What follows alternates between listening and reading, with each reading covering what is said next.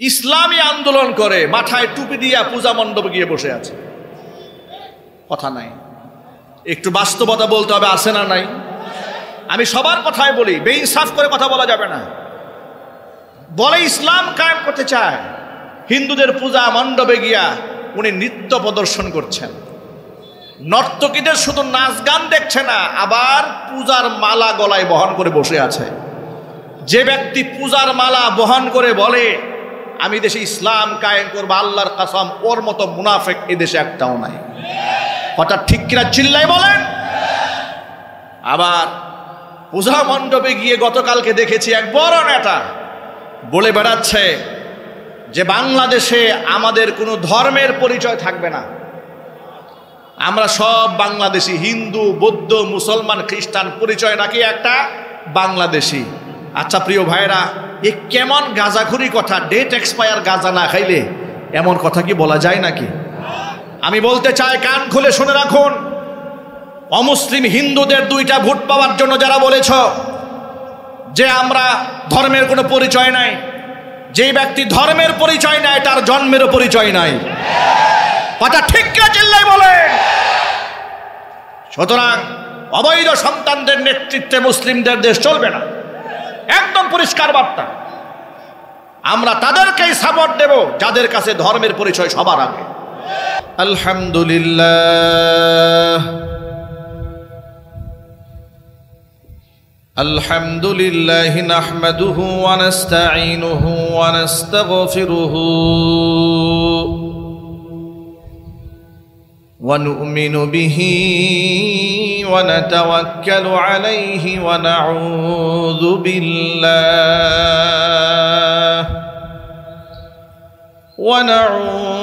বিল্লাহি মিন শুরুরি আনফুসিনা ওয়া মিন সাইয়্যাতি আ'মালিনা। من يهده الله فلا مضل له ومن يضلله فلا هادي له ونشهد أن لا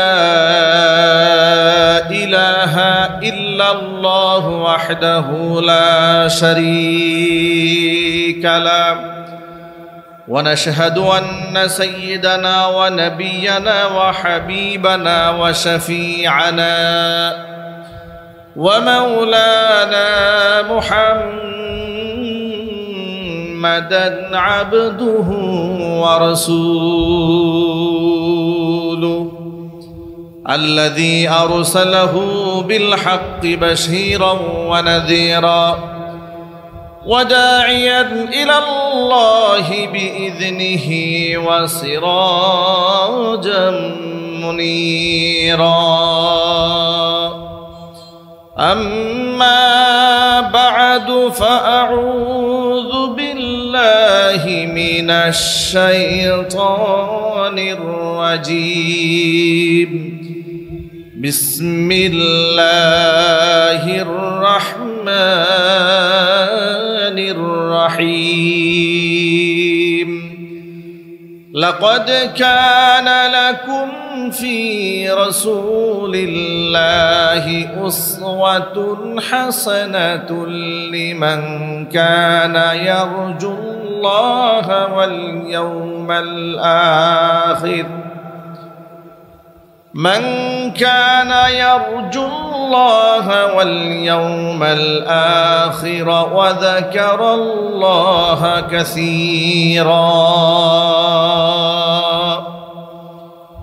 وقال تعالى في شان حبيبه ومحبوبه آمرا ومخبرا إن الله وملائكته يصلون على النبي يا أيها الذين آمنوا صلوا عليه وسلموا تسليما.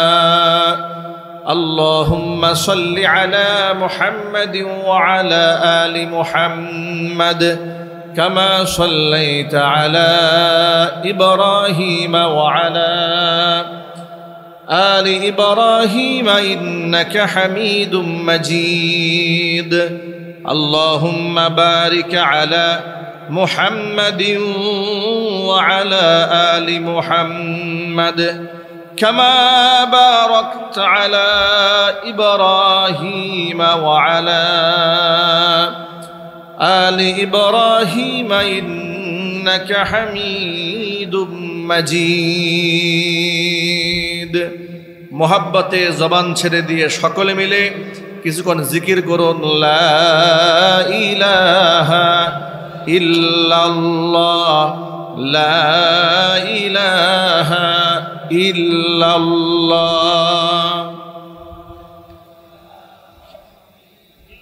জবান ছেড়ে সকলেই পড়েন লা ইলাহা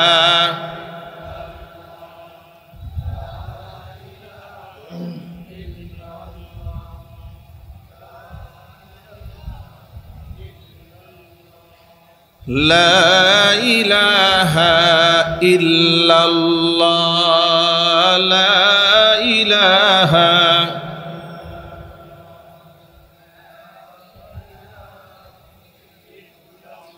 لا إله إلا الله محمد رسول الله সাল্লাল্লাহু আলাইহি ওয়াসাল্লাম ঈমানের পথে অবিচল থেকে আমার মরণ যেন হয় ঈমানের পথে অবিচল থেকে আমার মরণ যেন হয় তোমারই কাছে মিনতি আমার তোমারই কাছে মিনতি আমার মহামহিম দয়াময়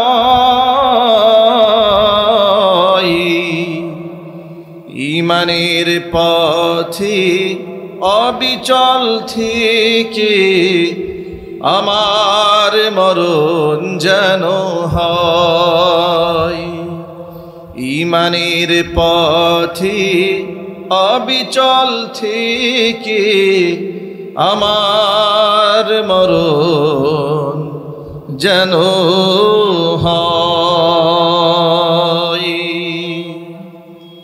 সকলেই বলুন আল্লাহুম্মা আমিন ঐতিহ্যবাহী পঞ্চগড় জেলার অন্তর্গত তেঁতুলিয়া উপজেলার বুড়াবুড়ি বাজার দারুল উলুম ইসলামিয়া মাদ্রাসার হাফেজ ছাত্রদের পাগড়ি প্রদান উপলক্ষে আয়োজিত বার্ষিক ওয়াজ মাহফিলের শেষ অধিবেশনের সম্মানিত সভাপতি জনাব মোহাম্মদ তারেক হোসেন চেয়ারম্যান ৫ নং বুড়াবুড়ি ইউনিয়ন পরিষদ মোহতারাম সভাপতির নেক হায়াত আল্লাহ তাআলা দারাজ করেন আমন্ত্রিত বিশেষ অতিথিবৃন্দ হাজরাত উলামায়ে কেরাম মুরব্বিয়ান ইজাম অত্র এলাকা এবং পার্শ্ববর্তী এলাকার বিভিন্ন প্রান্ত থেকে ছুটে আসা দিনদরদি ঈমানদার পরহেজগার মুত্তাকি মুসলিম ভাইরা পর্দার অন্তরালে অবস্থানরত আমাদের সকলের শ্রদ্ধাভাজন পর্দানিশীন মা এবং বোনেরা মহান আল্লাহ রব্বুল আলামিনের দরবারে আলিশানে লাখ কোটি শুকরিয়া আদায় করছি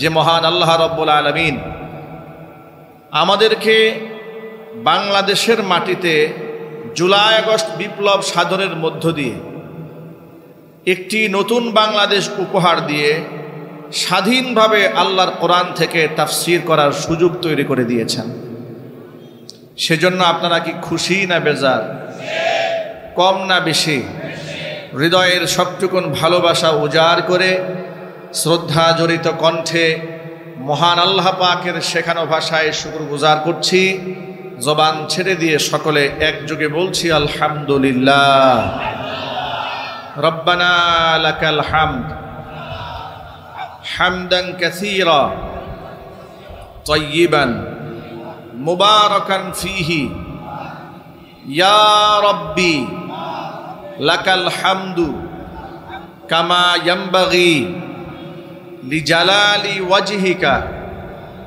ওয়া আযীমি সুলতানিকা।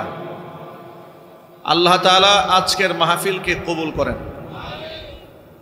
দারুল উলুম ইসলামিয়া মাদ্রাসাকে আল্লাহ তাআলা কিয়ামত পর্যন্ত কবুল করুন। মাদ্রাসার সমস্ত হাজাত আল্লাহ তাআলা তার গায়বে খাজানা থেকে মিটিয়ে দিন। অক্লান্ত পরিশ্রম করে এই জান্নাতের বাগান যারা সাজিয়েছেন, দূরদারাজ থেকে শোনার জন্য যারা এসেছেন, আজকের মাহফিলের ওসিলা করে আল্লাহ তাআলা সকলকে পরিপূর্ণ হেদায়েত নসিব করুন। অত্র এলাকার সমস্ত মুর্দেগানের কবরে আযাব আল্লাহ তাআলা কিয়ামত পর্যন্ত বন্ধ করে দিন। কাল হাসরের কঠিন ময়দানে আজকের এই আয়োজন আল্লাহ তাআলা আমাদের সকলের নাজাতের জরিয়া হিসেবে কবুল করুন। প্রিয় বন্ধুগণ, হেদায়েত দেওয়ার মালিককে একটু প্রাণ খুলে জবান ছেড়ে উচ্চ কণ্ঠে আওয়াজ দিয়ে বলুন, হেদায়েত দেওয়ার মালিককে। পৃথিবীর কোনো আলেম কি হেদায়েত দেওয়ার মালিক? পৃথিবীর কোনো বক্তা, কোনো মুফাসসির, কোনো মুহাদ্দিস, কোনো মুবাল্লিগ, কোনো ফাকিহ, কোনো মুফতি হেদায়েত দেওয়ার মালিককে? আল্লাহর কাছে আমরা হেদায়েতের ভিখারি, মুহতাজ। আল্লাহ পাক যেন আমি সহ আমার সকল ভাইদেরকে পূর্ণাঙ্গ হেদায়েত দান করেন। হেদায়েতের উপর অবিচল থেকে দুনিয়া থেকে বিদায় গ্রহণ করার তৌফিক আল্লাহ পাক আমাদের সকলকে দান করেন। ক্ষুদ্র এই জমিন থেকে অচিরে আমরা বিদায় গ্রহণ করব। আমাদের এই সীমিত জীবন থেকে আমরা অচিরেই বিদায় নেব। আমরা এখানে যারা বসে আছি, আলহামদুলিল্লাহ আমরা সকলে এই বিশ্বাসে বিশ্বাসী যে এই জীবনটা জীবন নয়, আমাদের সামনে বিরাট একটা জীবন আছে, ঠিক কিনা? আমরা বিশ্বাস করি এই জগৎটাই জগৎ নয়, এরপরে একটা জগৎ আছে, সেই জগতের নাম হচ্ছে আলমে বারজাখ, কবরের জীবন। সেখানে সওয়াল জবাব হবে, প্রশ্নোত্তর পর্ব হবে। এই বিশ্বাস কি আপনাদের আছে? এরপরে আলমে মাহশার, ময়দানে মাহশার, হাসরের দিন, যেদিন আমাদেরকে উত্থিত করা হবে। এই কথাগুলো যখন ১৫০০ বছর আগে নবী করিম সাল্লাল্লাহু আলাইহি ওয়াসাল্লাম কুফফার কুরাইশদের মাঝে বলে বেড়াতেন, তখন তারা অবাক বিস্ময়ে বলতো, আইদা মিথনা ওয়া কুন্না তুরাবা, আমরা যখন মরে যাব, এরপরে মাটি হব, ইজামান, এরপরে হাড্ডি সার হয়ে যাব, আইন্না লামাবউসুনা খালকান জাদীদা, আমাদেরকে আবার নতুন করে সৃষ্টি করা হবে, এটা কোনো কথা হলো নাকি? মাটির সাথে মিশে গেলাম তো শেষ হয়ে গেলাম, নিশ্চিহ্ন হয়ে গেলাম, আবার পুনরুত্থান হবে, তো আল্লাহ আবার আমাদেরকে জমা করবেন কি করে? আমরা যখন মাটির সাথে মিশে যাব, আল্লাহ পাক আমাদেরকে কি করে জমা করবেন? আল্লাহ পাক ময়দানে মাহশারে মানুষদেরকে কি করে জমা করবেন? এর বেশ কিছু উপমা দৃষ্টান্ত পৃথিবীবাসীকে আল্লাহ পাক যুগে যুগে দেখিয়েছেন, কিন্তু আমাদের চোখের সামনে এমন বাস্তব উপমা দেখাবার কোনো প্রয়োজন নাই। কোরআনে আছে, হাদিসে আছে, আমরা আল্লাহ রসুলের জবান থেকে জেনেছি, হাদিস সূত্রে জানতে পেরেছি পরকাল আছে। পরকাল আছে না দেখে এমন বিশ্বাস করি, আমি আমার চোখ দিয়ে দেখলে যতটুকুন বিশ্বাস হতো, আমার চোখের দেখা ভুল হতে পারে, কিন্তু পরকাল আমি এমন বিশ্বাস করি যে বিশ্বাসে কোনো ভুল হতে পারে না। কথা ঠিক নেবে? ঠিক জোরে বলেন। ইমামদারদের বিশ্বাস তো এরকম। আপনারা এক বাক্যে জবাব দিয়ে বলুন তা, আমরা কি আল্লাহকে দেখেছি? একটু জোর আওয়াজে বলুন। এই পৃথিবী থেকে আল্লাহকে দেখা কি সম্ভব? না, কখনো সম্ভব নয়। কোরআন মাজিদে আল্লাহ তাআলা বলেছেন, লা তুদরিকুহুল আবসার ওয়া হুয়া ইউদরিকুল আবসার ওয়া হুয়াল লাতীফুল খাবীর। পৃথিবীতে যত চোখ আছে আর চোখের যত লেন্স আছে, দৃষ্টিশক্তি আছে, সমস্ত দৃষ্টিশক্তি একত্রিত করেও আমি আল্লাহ পাক এত মহান, এত বড়, তাদের দৃষ্টি সীমানার ভিতরে আমি আল্লাহকে তারা ধারণ করতে সক্ষম হবে না। ওয়া হুয়াল লাতীফুল খাবীর, কিন্তু আমি আল্লাহ তাআলা সূক্ষ্ম দ্রষ্টা। মানুষের একেবারে আভ্যন্তরীণ খবর আমার কাছে আছে, খাবীর মোটা দাগের খবরও আমার কাছে আছে। চিৎকার দিয়ে বলেন সুবহানাল্লাহ। আল্লাহ পাক কোরআন মাজিদের সূরা আলে ইমরানে ঘোষণা করেছেন, ইন্নাল্লাহা লা ইয়াখফা আলাইহি শাইউন ফিল আরদি ওয়ালা ফিস সামা। আসমান জমিনে আল্লাহর অগোচরে, আল্লাহর দৃষ্টির বাহিরে কিছুই নাই, সকল কিছুকে আল্লাহ পাক ইহাতা করে রেখে দিয়েছেন। জোরে জোরে বলেন সুবহানাল্লাহ। আল্লাহ পাককে দেখা সম্ভব হবে না পৃথিবী থেকে। নবী মূসা কালিমুল্লাহ আল্লাহর কাছে আবদার জানিয়েছিলেন, ইতিহাস সকলের জানা, তুর পর্বতে তিনি যেতেন, রবের সাথে কথোপকথন করতেন, আল্লাহর সাথে কথা বলার নিয়ামত তাকে দান করেছিলেন। এই জন্য তার উপাধি হচ্ছে কালিমুল্লাহ, আল্লাহর সাথে কথোপকথনকারী। এই নিয়ামত আল্লাহ পাক তাকে কেন দান করলেন শোনেন। ছোট্টবেলায় ফেরাউন নবী মূসাকে অগ্নি পরীক্ষার মধ্যে ফেলে দিয়েছিল। ফেরাউনের কোলে উঠে শিশু নবী মূসা এত জোরে আঘাত করেছিলেন, ফেরাউন তাকে সন্দেহ করে আসিয়াকে বলেছিল, আসিয়া রে, জনৈক জ্যোতিষী গণক আমাকে বলেছিল বনি ইসরাইল সম্প্রদায়ের কোনো একটা যুবকের হাতে আমার মৃত্যু হবে। আমার তো এই ছোট্ট নাবালেক বাচ্চা দেখে সন্দেহ হয়, না জানি আমার দুশ্মন এই ছেলেটাই নাকি হয়ে যায়। মা আসিয়া বলেছিলেন, আপনি কি পাগল নাকি? কুলে কাখে করে দুধের বাচ্চাকে আমি আমার মাতৃ স্নেহ দিয়ে বড় করেছি, আপনি পিতার স্নেহ দিয়েছেন, যদিও আপনি তাকে ভালোবাসেন নাই, মহাব্বত করেন নাই, কুলে নেন নাই, কিন্তু বাবা হিসেবে সে আপনাকে জানে, মা হিসেবে আমি আসিয়াকেই জানে। আপনার জানি শত্রু সে কি করে হবে? ফেরাউন চৌকস ছিল, এত বড় শাসক, বুদ্ধিশুদ্ধি নাই মাথায়। কি বলেন আপনারা? একটু জোরে বলতে হবে তো। সে জালেম ছিল, কিন্তু জালেম বলে জালেমদের বুদ্ধি থাকে না। 16 বৎসর যে স্বৈরাচারী দেশ চালিয়েছে, মাথায় বুদ্ধি নাই নাকি? কথা বলেন, বুদ্ধি ছিল না? মাথায় কত বুদ্ধি। সারা বছর ধর্মের বিরোধিতা করলেও সে জানতো এদেশের মানুষ ধর্মপ্রাণ, এই জন্য যখনই নির্বাচন আসতো তখনই উমরায় যাইতো। কথা বলেন, একটু হানা তো বলতে হবে, ইয়েস নো ভেরি গুড বলতে হবে তো। চালাকি কাকে বলে? সারা বছর নামাজ রোজা না থাকলেও নির্বাচনের আগে 13 সালে আলেমুল আমাদেরকে ইচ্ছা করে পিটিয়েছে, মেরেছে রাতের আধারে। কথা ঠিক নেবে ঠিক? অসংখ্য আলেমকে শহীদ করেছে, তালেবুল ইলমকে দুনিয়া থেকে বিদায় করেছে, অসংখ্য মানুষকে পঙ্গু বানিয়েছে। এ কথা কি সত্য না অসত্য? অপারেশন ক্লিন হার্ট করেছে। একেবারে মুসলমান তালেবুল ইলম ছাত্র ভাইদেরকে, কোরআনের পাখিদেরকে নিষ্পাপ তাহাজ্জুদ গুজারি মানুষের উপরে অত্যাচারের স্টিম রোলার এমনভাবে চালিয়েছে, পৃথিবীর ইতিহাসে কোনো মুসলিম শাসক ধর্মপ্রাণ মুসলমানদের উপর এমন জুলুম করতে পারে, এর দৃষ্টান্ত আমার মনে হয় পৃথিবীতে একমাত্র স্বৈরাচারী শেখ হাসিনাই করেছে।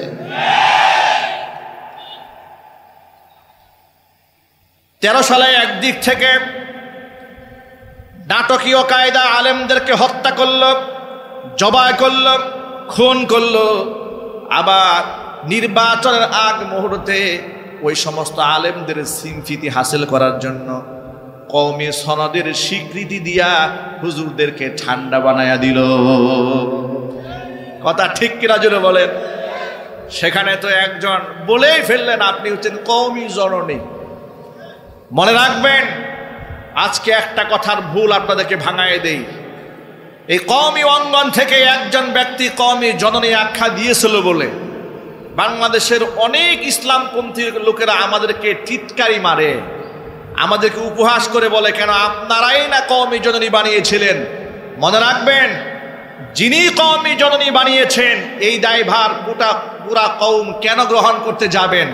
এটা একান্ত তিনি তার নিজস্ব পলিসিতে তাকে কওমি জননী উপহার দিয়েছিলেন। উপাধি দিয়ে তিনি বাইতুল মুকাররমের মিম্বারটা দখল করেছিলেন। কথা ঠিক নেবে ঠিক? এই দায়ভার একমাত্র তাকেই বহন করতে হবে।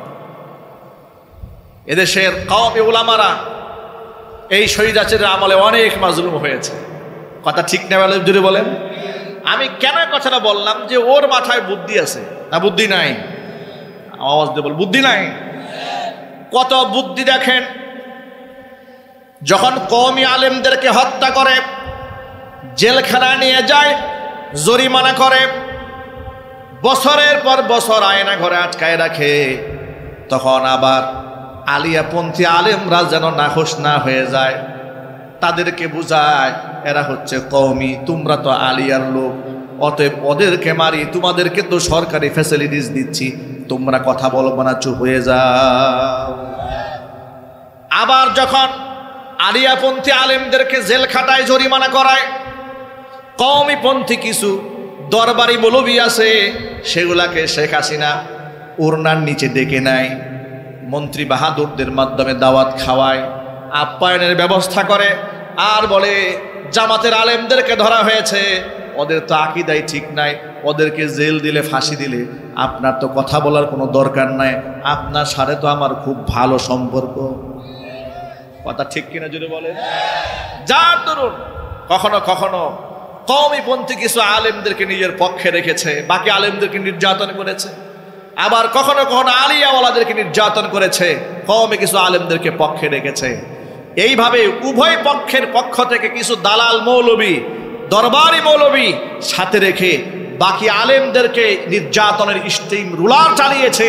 এটা তার মাথায় বুদ্ধি আছে বিদায় করেছে। কথা ঠিক কিনা বলেন? স্বৈরাচারী জালেম যারা হয় ওদের মাথায় বুদ্ধি থাকে, যদিও সেটা শয়তানি বুদ্ধি, ঠিক কিনা?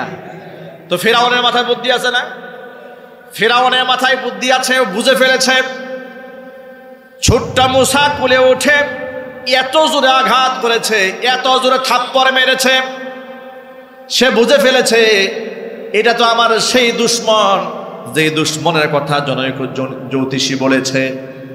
আসিয়াকে বলল, আসিয়া আমি তলোয়ার দিয়ে বাচ্চাটাকে মেরে ফেলবো, আমার সন্দেহ হয় বনি ইসরাইল যেই সন্তানের হাতে আমার মৃত্যু হবে, আমার মনে হয় এটাই সেই দুশ্মন হবে। আসিয়া বলল, না, এটা আপনার ভুল। ছোট্ট মানুষ কুলে কাকে ওঠার সময় কখনো আমাদের চুল ধরে টান দেয়, গালে থাপ্পড় দেয়, এটা তো এত আঘাত পাওয়ার কিছু নাই, মাইন্ড করার কিছু নাই। ফেরাউন বলে, না, এত ছোট বাচ্চা এত জোরে আঘাত দেয় এটা আমার বুঝে আসে না, কারণ থাপ্পড়টা এমন ভাবে দিয়েছে ফেরাউনকে বাপ ডাকায় ছেড়ে দিয়েছে। জোরে কোন সুবহানাল্লাহ। ফেরাউন তখন আসিয়াকে বলল, আসিয়া রে, আমি এই বাচ্চার পরীক্ষা নিতে চাই, তুমি বলেছ না বুঝে দিয়েছে, আমি বললাম বুঝে দিয়েছে। আসিয়া বলে, না, বুঝে দিয়েছে। ফেরাউন বলে, বুঝে থাপ্পড় দিয়েছে। এবার ফেরাউন বলে, তাহলে তাকে পরীক্ষা উত্তীর্ণ হতে হবে, আমি এই বাচ্চাকে পরীক্ষা নিতে চাই। আসিয়া বলল, আপনি কি পরীক্ষা নেবেন? ফেরাউন বলল, আমি এই বাচ্চাকে অগ্নি পরীক্ষায় উত্তীর্ণ হয় কিনা আমি দেখতে চাই। এক পাশে স্বর্ণ রেখেছে, আরেক পাশে আগুন রেখেছে, আগুনের কয়লা রেখেছে। এরপরে শিশু মুসাকে ছেড়ে দিয়েছে। আসিয়া আলাইহা সালাতু সালাম চিৎকার করে স্বামীকে ডেকে বলছেন, আপনি এত বড় জালেম, একটা শিশু বাচ্চাকে আপনি অগ্নি পরীক্ষা করেন, যদি সে আগুনটা ধরে ফেলে, সে ক্ষতিগ্রস্ত হয়ে যায়, এই দায় এবার কে গ্রহণ করবে? ফেরাউন বলছে, না, আমার স্পষ্ট মনে হয় এই বাচ্চা ভালো মন্দ সব বুঝে, আমি ওকে আগুনের পরীক্ষা দিতে চাই। এক পাশে রেখেছে আগুন, আরেক পাশে রেখেছে স্বর্ণ। এবার শিশু মুসাকে ছেড়ে দিয়েছে। শিশু নবী মুসা আলাইহিস সালাতু ওয়াসসালাম রওনা হয়েছেন স্মরণের দিকে, কারণ জন্মগতভাবেই নবীদেরকে আল্লাহ পাক জ্ঞান দান করেন। জোরে কোন সুবহানাল্লাহ। আগুন না ধরে স্বর্ণ যখন ধরতে যাবেন, আল্লাহর পক্ষ থেকে জিবরাইল আলাইহিস সালাতু ওয়াসসালাম মুসার হাতটাকে স্বর্ণ থেকে সরাই দিয়া আগুনের মধ্যে ধরিয়ে দিয়েছে। শিশু নবী মুসা আগুনের সেই লেলিহান ছোট্ট কয়লার টুকরাটা, জ্বলন্ত অগ্নিকুণ্ড, সেটা মুখের মধ্যে বাচ্চাদের স্বভাবজাত অনুযায়ী দিয়ে ফেলে। দেওয়া মাত্র গলার ভেতর থেকে আলা জিহ্বাটা পুড়ে যায়। এবার আসিয়া চিৎকার করে কান্নায় ভেঙে পড়েন, আপনি আমার কলিজার টুকরা সন্তানকে এত বড় কঠিন শাস্তি দিয়েছেন, আপনি বড় বড্ড জালেম, আপনি তার উপর অন্যায় করেছেন। ফেরাউন কিছু সময়ের জন্য আশ্বস্ত হলো যে আসলে আমার একটু ভুল হয়ে গেছে, কিন্তু এটাই ছিল আল্লাহ পাকের মহা পরিকল্পনা। আল্লাহ রব্বুল আলামিন শিশু নবী মুসার শিশুকালে অগ্নি পরীক্ষা দেওয়ার কারণে এই যে আলা জিহ্বা পুড়ে গেল, কথা বলতে তার কষ্ট হতো, বড় হওয়ার পরে কণ্ঠের মধ্যে একটা জড়তা হয়ে গিয়েছিল। এই জন্য আল্লাহর কাছে তিনি দোয়া করে বলে দিয়েছিলেন, রব্বিশরাহ লি সাদরি ওয়া ইয়াসসির লি আমরি ওয়াহলুল উকদাতাম মিন লিসানি ইয়াফকাহু কওলি। রব্বিশরাহ লি সাদরি, আয় আল্লাহ তাআলা তুমি আমার বক্ষকে উন্মোচন করে দাও, প্রশস্ত বানিয়ে দাও। ওয়া ইয়াসসির লি আমরি, নবুয়তের যে গুরু দায়িত্ব তুমি আমাকে দান করেছো সে দায়িত্ব পালন করে আমার জন্য সহজ বানিয়ে দাও। ওয়াহলুল উকদাতাম মিন লিসানি ইয়াফকাহু কওলি, আমার গলার কণ্ঠের ভাষার যে জড়তা আছে, জড়তা তুমি দূরীভূত করে দাও, যাতে করে বিশুদ্ধ ভাষা আমি মানুষদেরকে দিনের দাওয়াত দিতে পারে, ওরা যেন আমার কথা বুঝতে পারে। জোরে বলেন সুবহানাল্লাহ।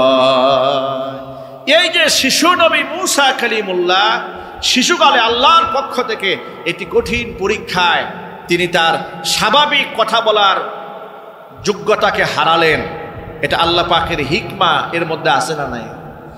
আল্লাহর প্রজ্ঞা এর মধ্যে আছে না নাই? আল্লাহ পাক নবী মূসা কালিমুল্লাহকে এমন একটা পুরস্কার দিলেন যে নবী মূসা, পৃথিবীর কোন নবীর সাথে আমি আল্লাহ তাআলা সরাসরি কথোপকথন করিনি পৃথিবীতে। আমি যা করেছি ওহির মারফত কথাবার্তা হয়েছে, কিন্তু তুমি নবী মূসার সাথে ফেরেশতার যুগ সাদর সারা সরাসরি তোমার সাথে আমার কথা হবে।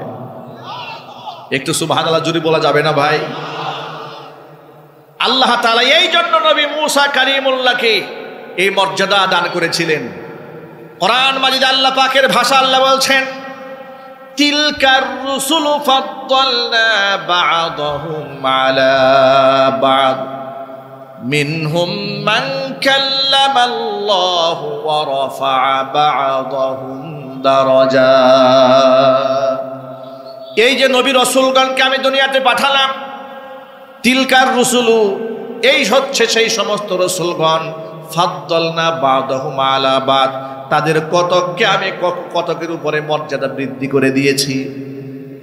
ওয়া ফাদ্দালনা বা'দাহুম আলা বা'দ মিনহুম মান কাল্লামাল্লাহ, তাদের কারো কারো সাথে আমি সরাসরি আল্লাহ কথোপকথন করেছি। জোরে জোরে বলেন সুবহানাল্লাহ। নবী মূসা কালিমুল্লাহর সাথে কে কথা বলেছেন? একটু আল্লাহর নামটা একটু জোরে বলেন তো ভাই সকলে, কে কথা বলেছেন? আল্লাহ পাক নবী মূসা কালিমুল্লাহর সাথে সরাসরি কথোপকথন করেছেন। আর এই যে মর্যাদা আল্লাহ পাক তাকে দিলেন, কারণ শিশুকালে তার উপর দিয়ে আল্লাহ পাক একটা অগ্নি পরীক্ষা নিয়েছিলেন, যে অগ্নি পরীক্ষার কারণে তিনি স্বাভাবিক কথা বলার যোগ্যতা হারিয়েছিলেন, বিনিময়ে আল্লাহ পাক তাকে এই মর্যাদায় উন্নীত করেছিলেন। সুবহানাল্লাহ। পৃথিবীর সমস্ত আম্বিয়া আলাইহিমুস সালাতু ওয়াস সালাম বেগুনা মাসুম, তাদেরকে আল্লাহ পাক উন্নত চরিত্র দান করেছিলেন। আজকে আমরা এখানে যারা বসে আছি, আমরা বিশ্বাস করি সমস্ত নবীদের উপরে, সমস্ত পয়গাম্বরদের উপরে, সমস্ত রসুলদের উপরে, সমস্ত কিতাব সমূহের উপরে বিশ্বাস আমাদের আছে না নাই? আরো জোরে বলেন ভাই, আছে না নাই? তাহলে দেখুন আমরা পরকালে আল্লাহ পাক আমাদেরকে কেমনে উঠাবেন, এটা যুগে যুগে আল্লাহ সুবহানাহু ওয়া তাআলা অনেক অনেক দৃষ্টান্ত দেখিয়েছেন। যেমন ইব্রাহিম আলাইহিস সালাতু ওয়াস সালাম আল্লাহকে প্রশ্ন করেছিলেন, কাইফা তুহয়িল মাউতা, হে আল্লাহ তুমি মৃতকে কেমনে জিন্দা বানাও?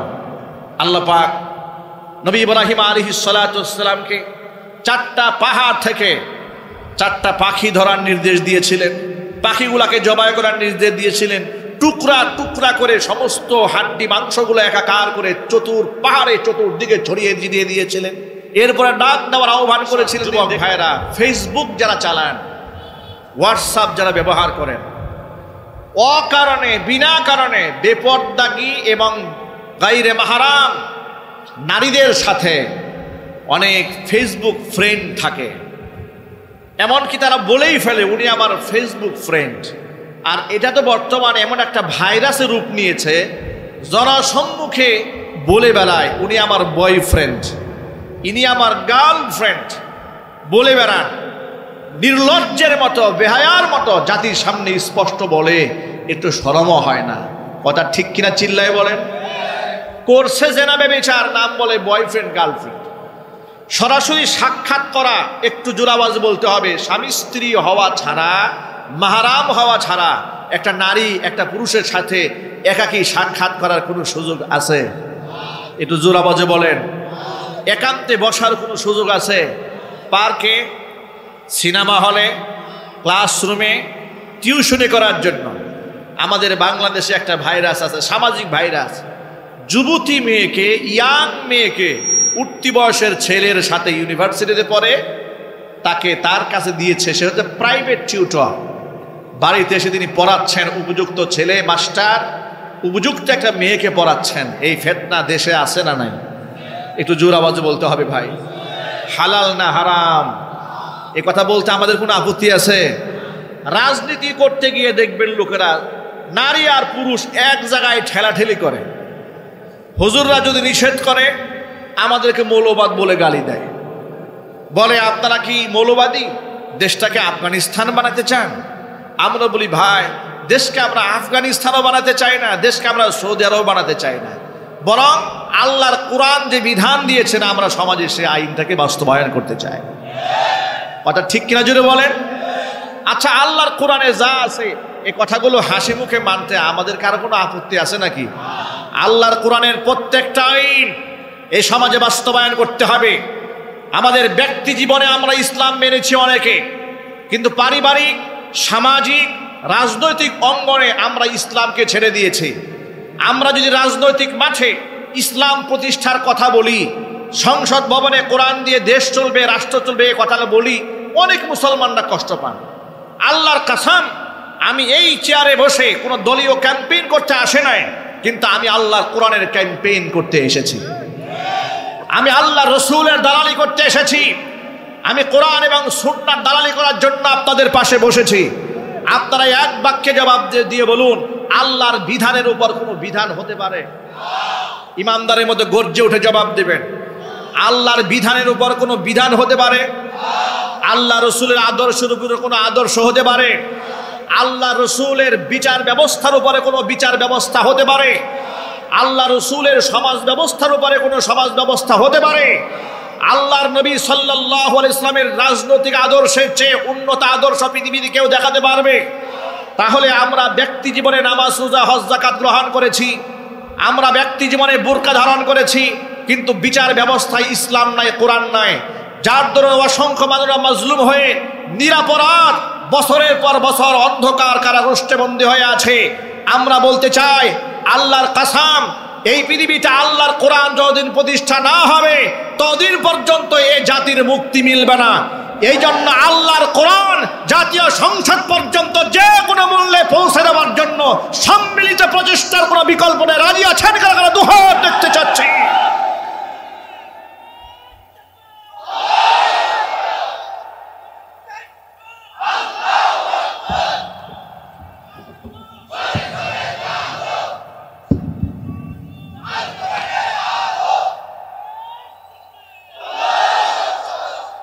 আমার প্রিয় ভাইয়েরা, রাজনৈতিক স্বার্থে ধর্মকে জলাঞ্জলি দেওয়া যাবে না, ঠিক কিনা বলেন? একটু জোর আওয়াজে বলেন। আচ্ছা, আপনাদের কাছে আমার ছোট্ট একটা প্রশ্ন, আগে কি আমার রাজনৈতিক দলীয় পরিচয় নাকি ধর্মের পরিচয়? আমার ধর্মের পরিচয় বড় নাকি রাজনৈতিক পরিচয় বড়? ধর্মের পরিচয় বড়। কার কার কাছে আমি দুহাত দেখতে চাচ্ছি। ধর্মের পরিচয় সবার আগে। আল্লাহকে দেখান, আল্লাহ যেন হাতগুলো কবুল করেন। জোরে করেন আমিন। হাত নামান, হাত নামান।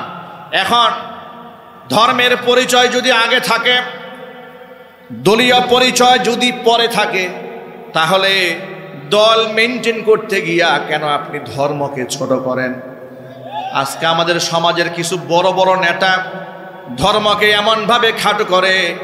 কয়েকদিন আগে দেখেছি গোটা বাংলাদেশে বিভিন্ন রাজনৈতিক নেতৃবৃন্দরা পূজা উপলক্ষে হিন্দুদেরকে শুভেচ্ছা দেওয়া শুরু করে দিয়েছে। এ কি ট্র্যাডিশন চালু হয়েছে আমার বুঝে আসে না। ইসলামী আন্দোলন করে মাথায় টুপি দিয়া পূজা মণ্ডপে গিয়ে বসে আছে, কথা নাই। একটু বাস্তবতা বলতে হবে, আছে না নাই? আমি সবার কথাই বলি, বেইনসাফ করে কথা বলা যাবে না। বলে ইসলাম কায়েম করতে চায়, হিন্দুদের পূজা মণ্ডপে গিয়া উনি নৃত্য প্রদর্শন করছেন। নর্তকীদের শুধু নাচ গান দেখছে না, আবার পূজার মালা গলায় বহন করে বসে আছে। যে ব্যক্তি পূজার মালা বহন করে বলে আমি দেশে ইসলাম কায়েম করবো, আল্লাহর কসম ওর মতো মুনাফিক এদেশে একটাও নাই। কথা ঠিক কিনা চিল্লাই বলেন। আবার পূজা মণ্ডপে গিয়ে গতকালকে দেখেছি এক বড় নেতা বলে বেড়াচ্ছে যে বাংলাদেশে আমাদের কোনো ধর্মের পরিচয় থাকবে না, আমরা সব বাংলাদেশি, হিন্দু বৌদ্ধ মুসলমান খ্রিস্টান পরিচয় নাকি একটা বাংলাদেশি। আচ্ছা প্রিয় ভাইরা, এ কেমন গাঁজাখুরি কথা? ডেট এক্সপায়ার গাঁজা না খাইলে এমন কথা কি বলা যায় নাকি? আমি বলতে চাই, কান খুলে শুনে রাখুন, অমুসলিম হিন্দুদের দুইটা ভোট পাওয়ার জন্য যারা বলেছ যে আমরা ধর্মের কোনো পরিচয় নাই, যে ব্যক্তি ধর্মের পরিচয় নাই তার জন্মেরও পরিচয় নাই। কথা ঠিক কিনা চিল্লাই বলে। সুতরাং অবৈধ সন্তানদের নেতৃত্বে মুসলিমদের দেশ চলবে না, একদম পরিষ্কার বার্তা। আমরা তাদেরকেই সাপোর্ট দেব যাদের কাছে ধর্মের পরিচয় সবার আগে। কথা ঠিক কিনা চিল্লাই বলেন। নারী পুরুষের সহ শিক্ষা হারাম, সহ অবস্থান হারাম। নারী পুরুষ, বেগানা নারী পুরুষ একাকিত্বে এক জায়গায় বসাও হারাম। এটা আমি বানায় বলি নাই, ১৫০০ বছর আগে এই ঘোষণা বিশ্বনবী মুহাম্মদ রাসূলুল্লাহ সাল্লাল্লাহু আলাইহি সাল্লাম দান করেছেন। হাদিস থেকে একটুখানি শোনাই।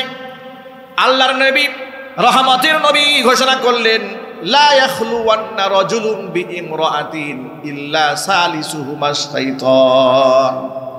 কোন একটা বেগানা নরনারী যেন একাকিত্বে এক জায়গায় না বসে, কারণ তারা আর দুজনে এক জায়গায় দুজন থাকবে না।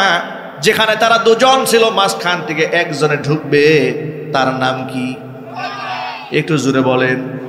আল্লাহর হাবিব বলেন, যদি ওরা দুজন আছে, ওরা সেখানে দুজন থাকবে না, ইল্লা সালিসুহুমা শাইতান।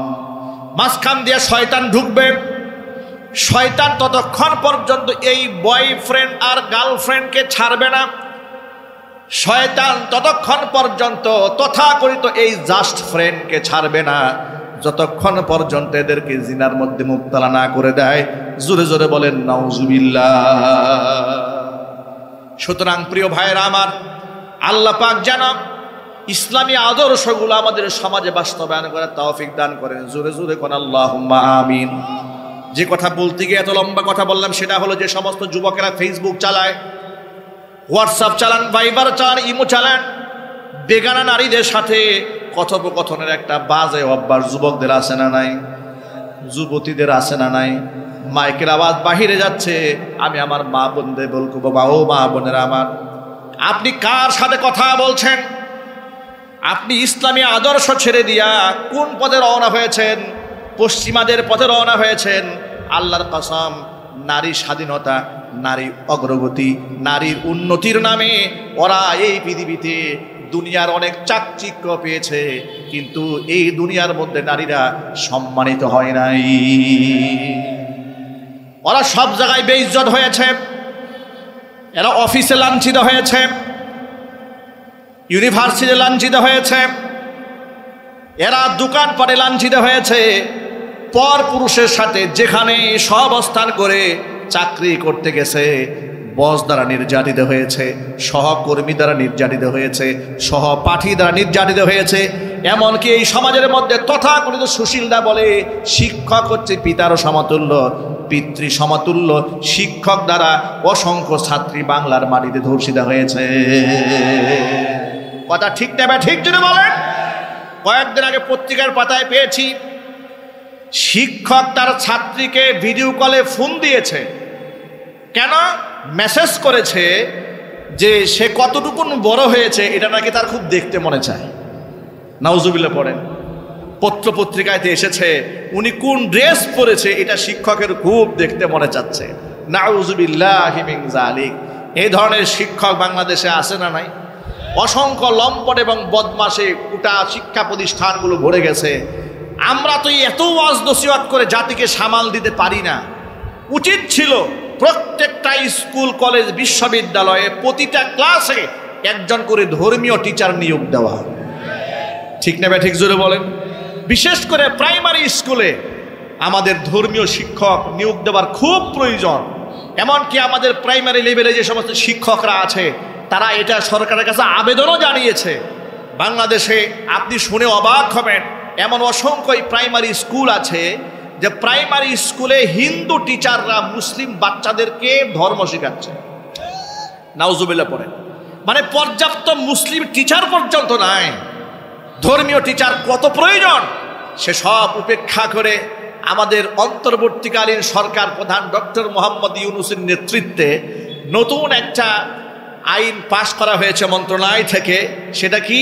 প্রজ্ঞাপন জারি করা হয়েছে। বাংলাদেশে যতগুলো প্রাইমারি স্কুল আছে সরকারি, সেগুলোর মধ্যে গানের টিচার নিয়োগ দেওয়া হবে। নাউজুবিল্লাহ, এত আসতে বললেন।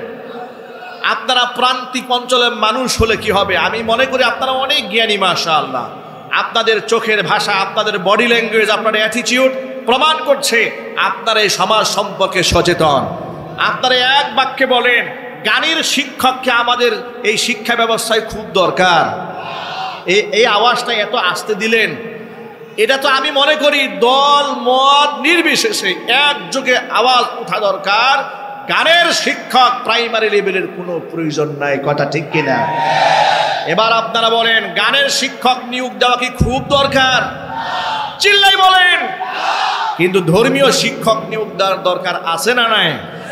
প্রাইমারি লেভেলে ধর্মীয় শিক্ষক দেওয়া হোক, এটা কারা কারা চান? দোহাত দেখতে চাচ্ছি আমি। মাশাআল্লাহ, মাশাআল্লাহ, মারহাবা। একটু আন্দাজ করতে পেরেছেন 90 থেকে 95% মুসলিম অধ্যুষিত এই দেশে মানুষের হৃদয়ের তামান্না প্রাইমারি স্কুলে ধর্মীয় শিক্ষক নিয়োগ দেওয়া হোক। সেটা প্রজ্ঞাপন জারি না করে গানের শিক্ষক নিয়োগ দিয়ে সারেগামা পাদা নিশা শেখাবার সিদ্ধান্ত গ্রহণ করেছেন। অন্তর্বর্তীকালীন সরকারের কি হয়েছে? আপনার ভালো কাজের প্রশংসা আমরা করি, কিন্তু আপনি যে পথে এগুচ্ছেন, বর্তমানে যে কাজগুলো আপনি করছেন, আমার তো মনে হয় না আপনার বিদায়টা এভাবে যদি চলতে থাকে তাহলে সম্মানজনক হবে। কথা বলেন, ঠিক কিনা বলেন? আমাদের স্পষ্ট বার্তা, 90 থেকে 95% মুসলিম অধ্যুষিত এই সোনার বাংলাদেশে প্রাইমারি স্কুলে কোনো প্রকার গানের টিচার যদি নিয়োগ দেওয়া হয়, সামাজিক অবরোধ তৈরি করে জুতা পিটা করে শিক্ষককে ঘাড় ধাক্কা দিয়ে বের করে দেওয়া হবে। আন্দোলন করতে হবে ধর্মীয় টিচার নিয়োগ দেওয়ার জন্য। ধর্মীয় শিক্ষক নিয়োগ দিলে কি হবে?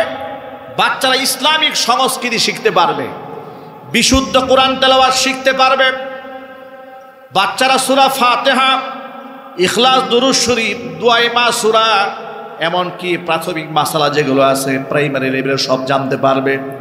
রবের সাথে সম্পর্ক হবে। শিশুকালে কলিজার মধ্যে যদি আপনি দিন ঢুকাই দিতে পারেন, এই সন্তান একদিন এসপি হবে, ওসি হবে, ডিসি হবে, ব্যারিস্টার হবে, লয়ার, প্রফেসর হবে, একদিন এই বাংলাদেশের এমপি আর মন্ত্রী হবে। কিন্তু তারা এমন এমপি মন্ত্রী হবে না যে গোষ্ঠী সহ পালায় যেতে হয়। ইনসাফগার হবে তারা। আর এটা তখনই সম্ভব হবে আল্লাহর কোরআনের নূর যদি সিনার মধ্যে ঢুকায় দেওয়া যায়। এই জন্য আমি অন্তর্বর্তীকালীন সরকার প্রধানের কাছে আহ্বান জানাই, এটা মুসলমানদের ঐক্যবদ্ধ দাবি, আইন পরিবর্তন করেন, ডিসিশন চেঞ্জ করেন, প্রজ্ঞাপন আপনি চেঞ্জ করে ফেলেন।